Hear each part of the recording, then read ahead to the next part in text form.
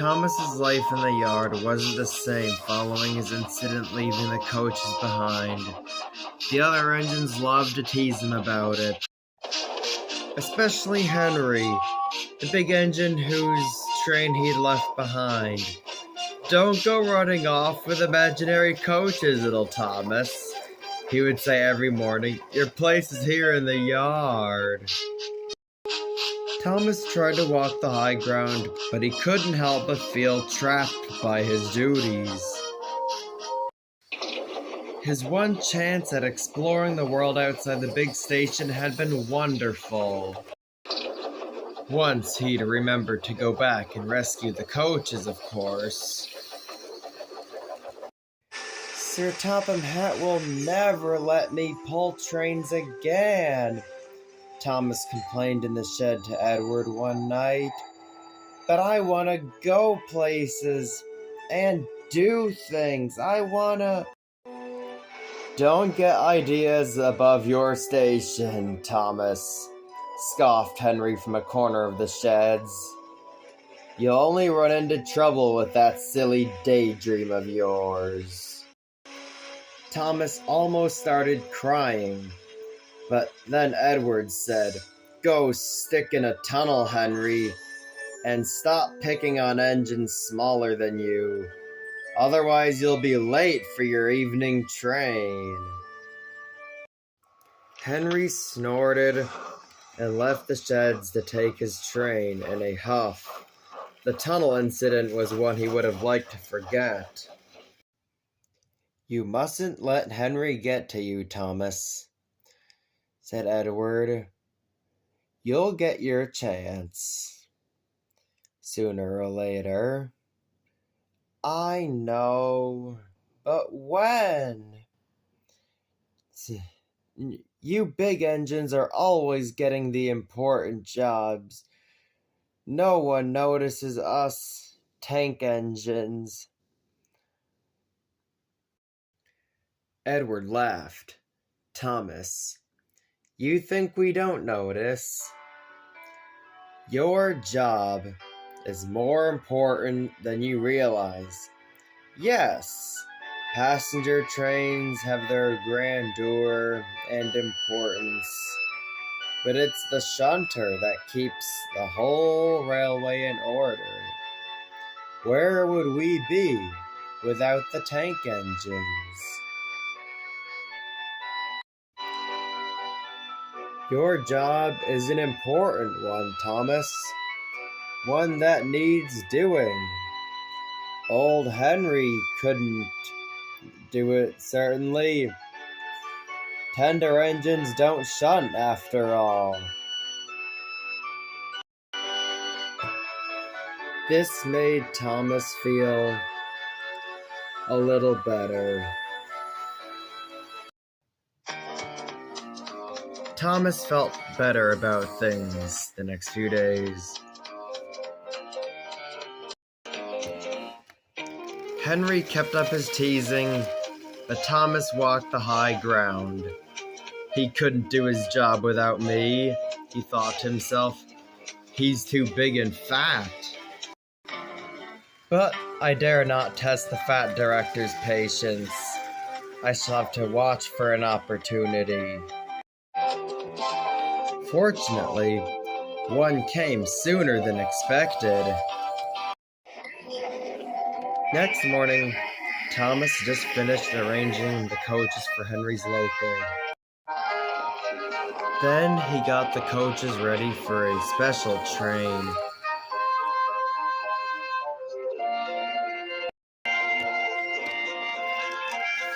When Henry backed down onto his train, he eyed the long train suspiciously. "It's a long train," Henry remarked. "Shouldn't you be at the back to help give me a push?"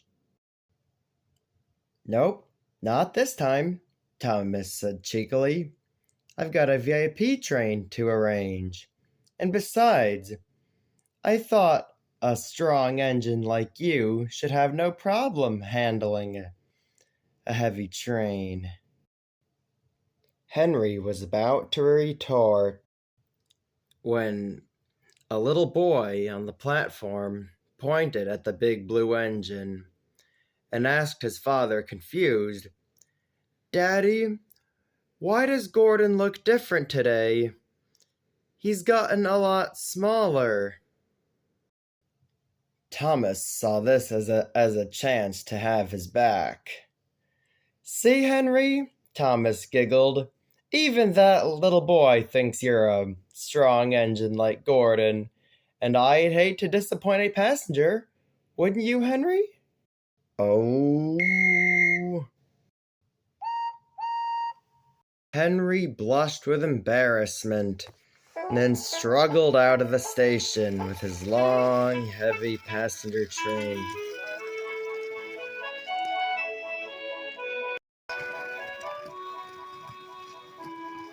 Henry fumed out of the station.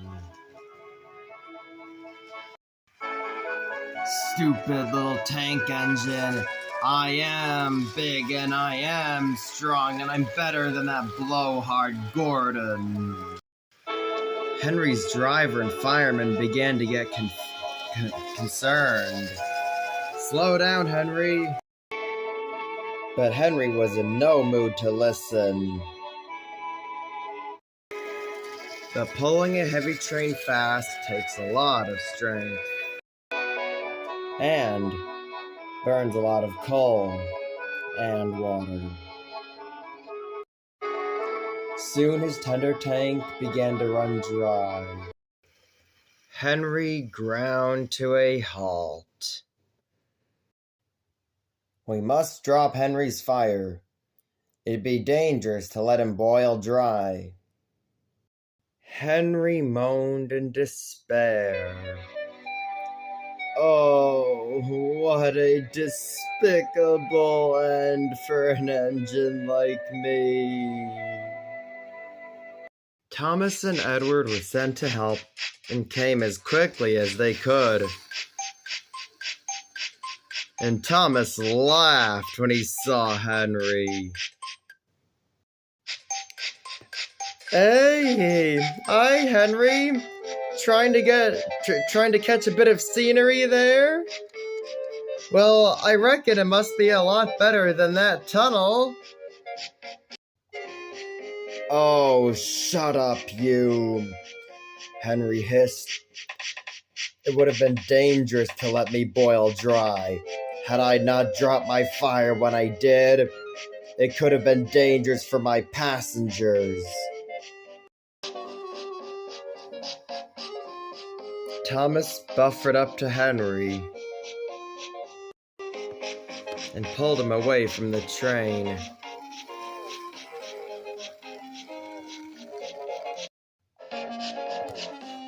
Edward got ready to take Henry's train on, but then he stopped. "Thomas," he asked, "if you want, I can take Henry home, and you can take this passenger train on. It is a very important job." Thomas looked at the older engine and thought for a moment before saying, "No, Edward. I must get back to the yard. You can take the train on. Where would the yard be without its shunter?" Edward laughed.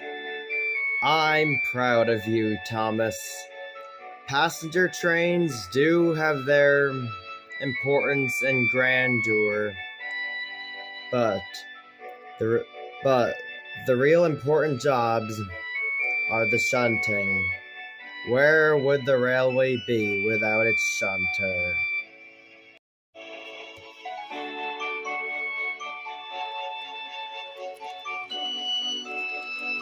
"All right, you. Let's get you home."